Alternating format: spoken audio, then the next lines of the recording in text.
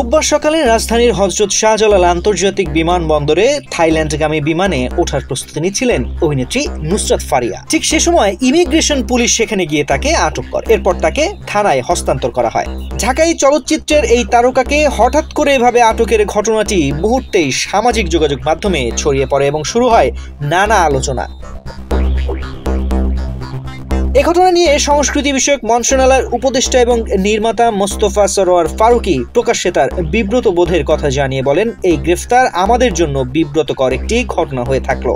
তিনি ফেসবুকে আরো লেখেন, জুলাইয়ের প্রকৃত অপরাধীদের বিচারের বদলে যদি ঢালাওভাবে শিল্পীদের দোষী বানানো হয় তাহলে সেটা হবে গণতান্ত্রিক মূল্যবোধের পরিপন্থী।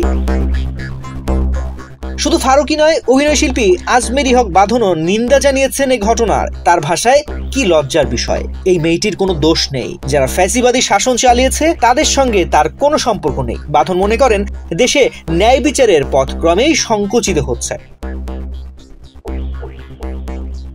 চিত্রনায়িকা পরিমণি লিখেছেন, কথা হচ্ছে কোনো কালেই কথা বলতে পারবা না মনু, ঘুমাও ঘুমাও, ঘুমই উত্তম।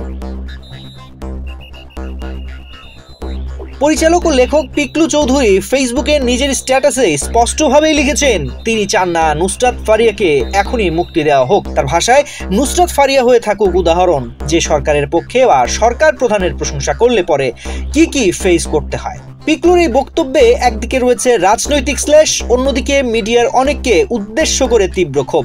এই মিডিয়াতেই আমার বেড়ে ওঠা, নিজেদের সম্মান নিজেরা না রাখতে পারলে অন্য কেউ রাখতে পারবে না।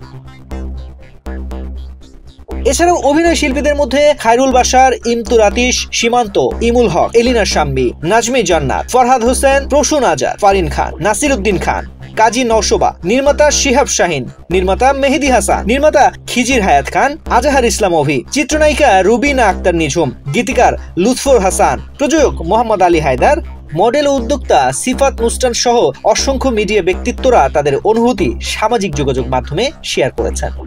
তানজির রহমান, বাংলাদেশ প্রতিদিন।